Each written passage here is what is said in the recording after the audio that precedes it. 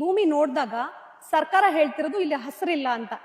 ಇಲ್ಲಿ ಫಲವತ್ತಾದಂತ ಜಮೀನ್ ಇಲ್ಲ ಅಂತಕ್ಕಂಥದ್ದು ಯಾರಾದ್ರೂ ಹೇಳಿದ್ರೆ ನಂಬಲಿಕ್ಕೆ ಸಾಧ್ಯವಾ?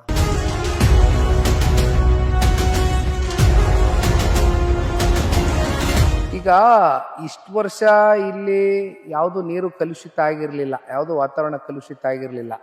ಆದ್ರೆ ಈಗ ಎಲ್ಲ ಉದ್ಭವ ಆಗೋಯ್ತಾ? ಹಂಗೆಲ್ಲ ಅಷ್ಟೆಲ್ಲ ಮಾತಾಡೋರು ಅಲ್ಲಿ HN ವ್ಯಾಲಿ, KC ವ್ಯಾಲಿನಲ್ಲಿ ಪಾಪ ನಮ್ಮ ಕೋಲಾರ ಜಿಲ್ಲೆ ರೈತರು ಕಷ್ಟಪಟ್ಟು ಟೊಮೆಟೊ ಗಿಮೆಟೊ ಬೆಳಿತಾವ್ರಲ್ಲ, ಅವ್ರ ಪರಿಸ್ಥಿತಿಗಳು ಏನಾಗಿದೆ ಗೊತ್ತಾ?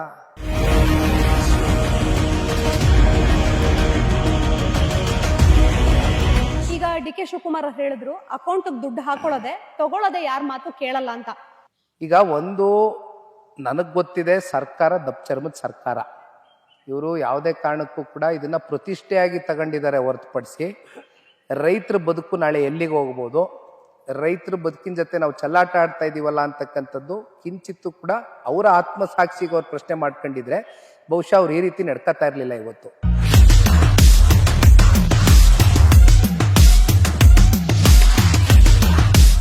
ಇರ್ತಕ್ಕಂಥ ಭೂಮಿನೇ ನೀವು ಅಕ್ವಿಸಿಷನ್ ಮಾಡಿರೋ ಭೂಮಿನೇ ಇಲ್ಲಿವರೆಗೂ ನೀವು ಕರೆಕ್ಟಾಗಿ ಯುಟಿಲೈಸೇಷನ್ ಮಾಡದೆ ಹೋದ್ಮೇಲೆ ಇಲ್ಲಿ ನಿಮ್ಗೆ ಏನ್ ಬೇಕು? ಈ ಜಾಗ ಯಾಕೆ ಬೇಕು?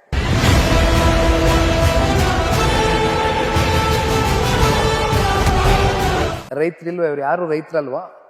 ಇಲ್ಲಿ ಯಾರು ವ್ಯವಸಾಯ ಮಾಡ್ತಾ ಇಲ್ವಾ? ಏನು ಇವರೆಲ್ಲ ಏನು ರಿಯಲ್ ಎಸ್ಟೇಟು ಬ್ರೋಕರ್ಗಳ ಇಲ್ಲಿ ನಿಂತ್ಕೊಂಡಿರೋರು?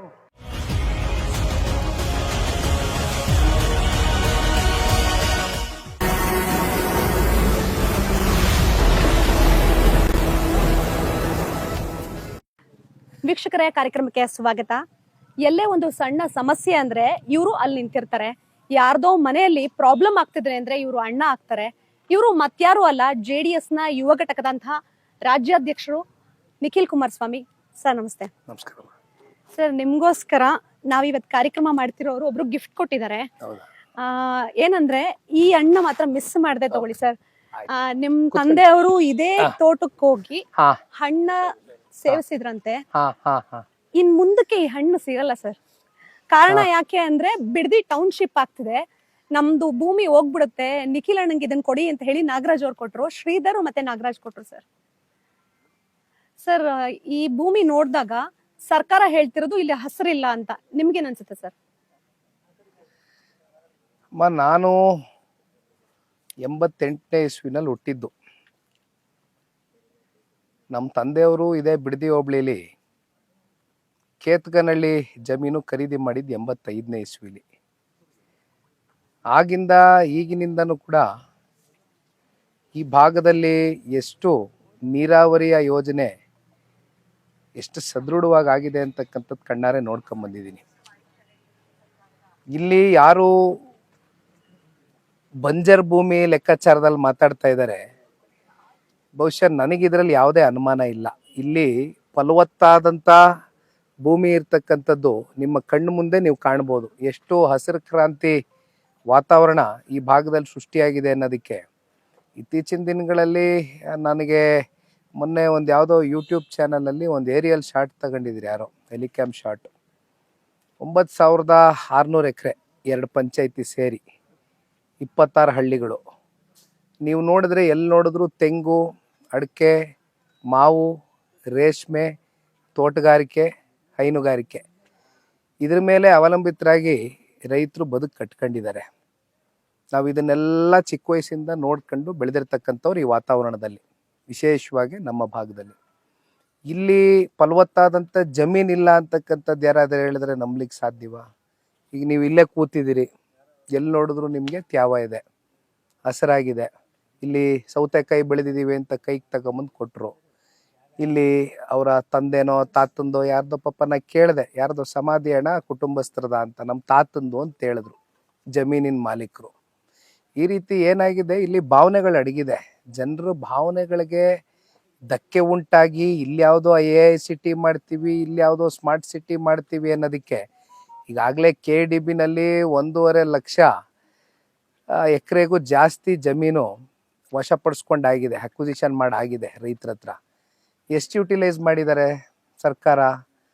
27% ಮೇಲೆ ಯುಟಿಲೈಸೇಷನ್ನೇ ಆಗಿಲ್ಲ ಭೂಮಿ. ಎಲ್ಲೆಲ್ಲಿ ಇಂಡಸ್ಟ್ರಿಗಳು ತಗೊಂಬಂದಿದ್ದೀರಿ, ಎಲ್ಲೆಲ್ಲಿ ಏನೇನು ಮಾಡಿದ್ದೀರಿ ಸಾರ್ವಜನಿಕರ ಅನುಕೂಲಕ್ಕೆ.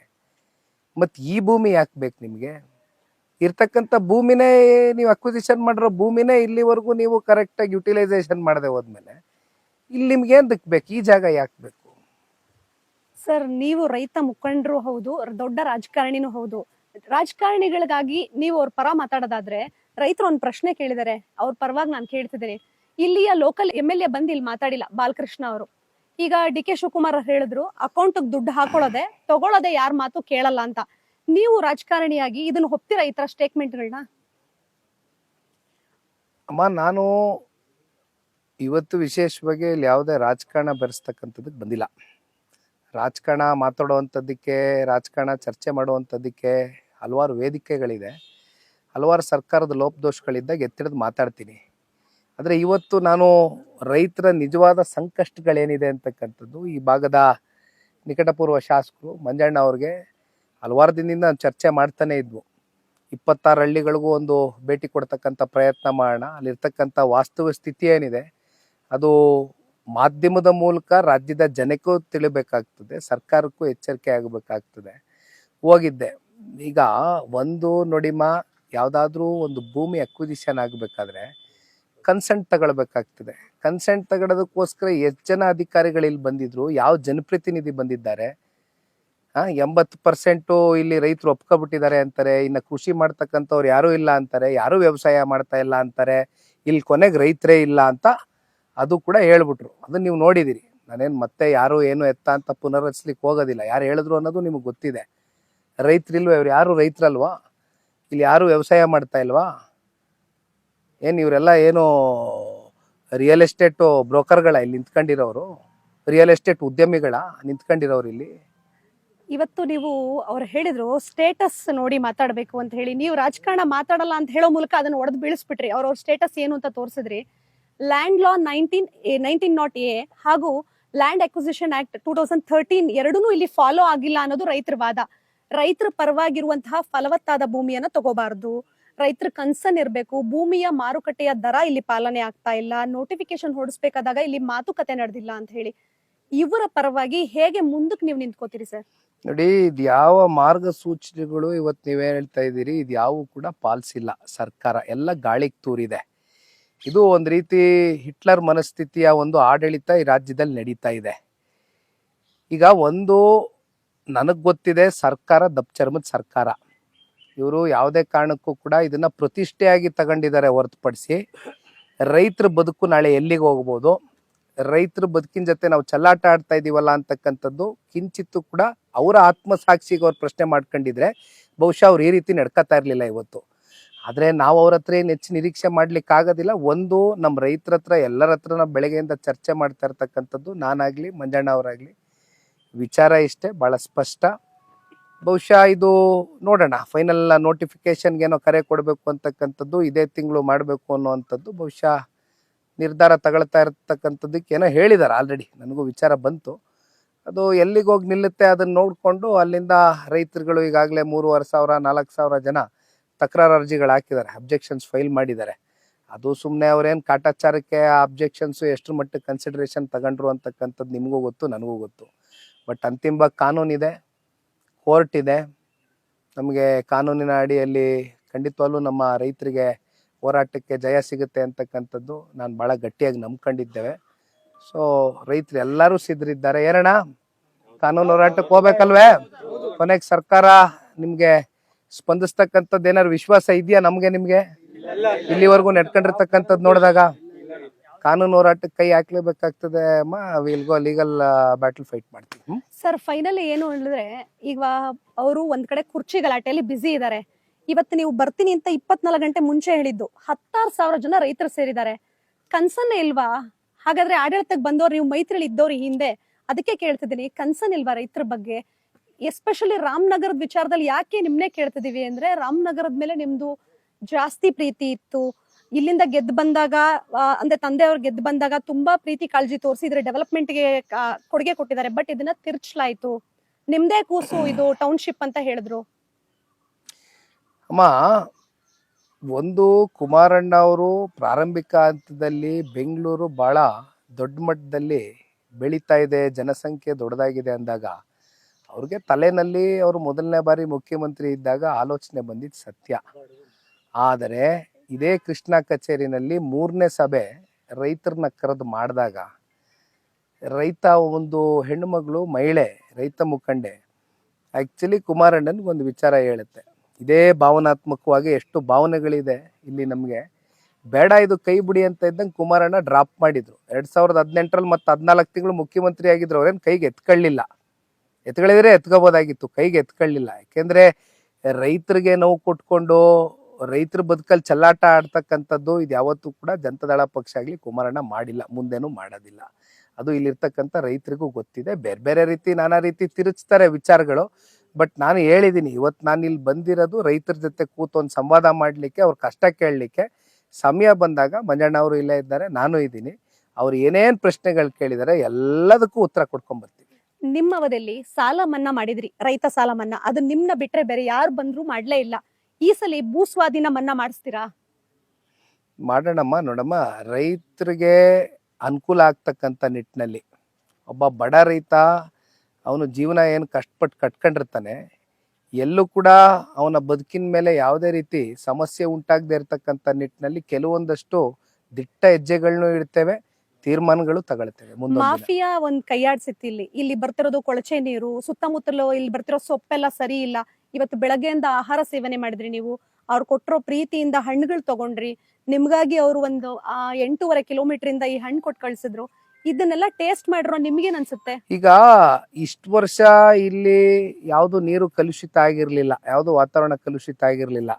ಆದ್ರೆ ಈಗ ಎಲ್ಲ ಉದ್ಭವ ಆಗೋಯ್ತಾ?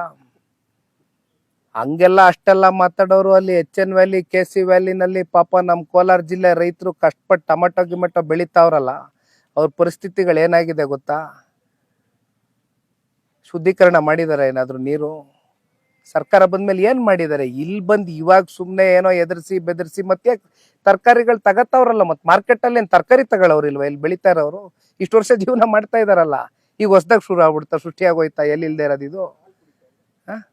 Finally youth leader Nikhil Kumaraswamy ಅವರು ಯಾವಾಗ್ಲೂ ಒಂದ್ ಮಾತು ಹೇಳಿದ್ರೆ ಅದನ್ನ ಎಕ್ಸ್ಟ್ರಾ ಡ್ರ್ಯಾಗ್ ಮಾಡ್ಕೊಂಡು ಅದಕ್ಕೆ ಹಿಂದೆ ಮುಂದೆ ಹೇಳೋರಲ್ಲ. ಸರ್ಕಾರಕ್ಕೆ ಏನ್ ಎಚ್ಚರಿಕೆ, ಜನರು ಪರವಾಗಿ ನಿಂತ್ಕೊಂಡು? ನಾ ಏನಿಲ್ಲ, ವೆರಿ ಕ್ಲಿಯರ್ ಹೇಳಕ್ ಇಷ್ಟಪಡ್ತೀನಿ. ಒಂದು, ಇದನ್ನ ತಾರ್ಕಿಕ ಹಂತಕ್ಕೆ ತಗೊಂಡು ಹೋಗ್ತೀವಿ, ಇದು ಲಾಜಿಕಲ್ ಅಂಡ್ ಮೀಟ್ ಆಗ್ಲೇಬೇಕು. ಇಂಟ್ರಪ್ಷನ್ ಸರ್, DCM ಆದವರು CM ಆಗುವ ಹಂತಕ್ಕೂ ಬಂದಿದೆ. ನಿಮಗಂತೂ ಸಿಕ್ಕಾಪಟ್ಟೆ ಮಾಹಿತಿ ಇರುತ್ತೆ, ಪ್ರೆಷರ್ ಇನ್ನೂ ಇರುತ್ತೆ. ಜನರಂತೂ ಈಗ ಹೊಡಿತೀವಿ ಅನ್ನೋ ಹಂತಕ್ಕೆ ಬಂದಿದ್ದಾರೆ. ಸೊ ಹೆಂಗ್ ಇದನ್ನ ಮುಟ್ಟಿಸ್ತೀರಿ ಸರ್? ಅಮ್ಮ ನೋಡಮ್ಮ, ಈಗ DCM ಆಗ್ಲಿ CM ಕುರ್ಚಿ ಆಗೋದಾಗ್ಲಿ ಅದು ಜನ ಕೊಡುವಂತ ಭಿಕ್ಷೆ. ಕೊಟ್ಟಾಗ ಕಣ್ಗೊತ್ಕೊಂಡು ತಗ್ಗಿ ಬಗ್ಗಿ ವಾಪಸ್ಸು ಜನಗಳಿಗೆ ಸೇವೆ ಮಾಡುವ ಮೂಲಕ ಗುರುತಿಸ್ಕೊಳ್ಬೇಕಾಗ್ತದೆ. ಅದನ್ನ ಹೊರತುಪಡಿಸಿ ನಾನು ಮುಖ್ಯಮಂತ್ರಿ, ನಾನು DCM ಅಂತಕ್ಕಂಥ ಅಹಮು ಭಾಳ ದಿನ ನಡೆಯೋದಿಲ್ಲ. ಯಾವ ಜನ ನಿಮಗೆ ತಲೆ ಮೇಲೆ ಕೂರಿಸ್ಕೊಂಡು ಮೆರೆಸಿರ್ತಾರೋ ಅದೇ ಜನ ನಿಮ್ಮನ್ನ ತುಳಿಯೋದಕ್ಕೂ ಗೊತ್ತಿದೆ ಟೈಮ್ ಬಂದಾಗ. ಅದು ಜ್ಞಾಪಕ ಇರ್ಬೇಕು ತಲೆ. ಒಂದ್ ಟೈಮಲ್ಲಿ ಇವರೆಲ್ಲ ನಿಮ್ನ ಸೋಲಿಸಿದವರು, ನಿಮ್ ಮನಸ್ಸು ಹೆಂಗೆ ಈ ಮೋಟಿವೇಶನ್ ಒಪ್ಕೊಳ್ಳುತ್ತೆ ಸರ್? ಇವ್ರ ಮಧ್ಯ ನಿಂತ್ಕೊಂಡು ಇವ್ರಿಗೋಸ್ಕರ ಹೋರಾಡ್ಬೇಕು, 3 ಕ್ಷೇತ್ರ ನಿರಂತರವಾಗಿ ಹೋರಾಟ ಮಾಡಿದ್ರಿ, ಬಂದ್ರಿ, ಕೇಳಿದ್ರಿ. ಈಗ ಗೆಲುವು ಸೋಲು ಅಂತಕ್ಕಂಥದ್ದು ಸರ್ವೇ ಸಾಮಾನ್ಯ. ಇದು ಪ್ರಜಾಪ್ರಭುತ್ವದ ವ್ಯವಸ್ಥೆನಲ್ಲಿ ಇರ್ತಕ್ಕಂಥ ಅಂಶಗಳು. ಸೋತ್ವಿ ಏನ್ ಮಾತ್ರಕ್ಕೆ ನಾವು ಮನೆಯಲ್ಲಿ ಕೂತ್ಕತ್ತೀವಿ, ಗೆದ್ದಾಗ ಮಾತ್ರ ನಾವು ಹಿಗ್ಗದು ಕುಗ್ಗದು ಇವ್ಯಾವು ನನ್ನ ಹತ್ರ ಇಲ್ಲ. ಗೆದ್ದವರೇ ಬಂದಿಲ್ಲ ಸರ್, ಅದು ಅವ್ರಿಗೆ ಬಿಟ್ಟಂತ ವಿಚಾರ. ಜನ ಮುಂದಕ್ಕೆ ಅದಕ್ಕೆ ತೀರ್ಪು ಕೊಡ್ತಾರೆ, ಜನ ತೀರ್ಮಾನ ತಗೋತಾರೆ. Okay, thank you.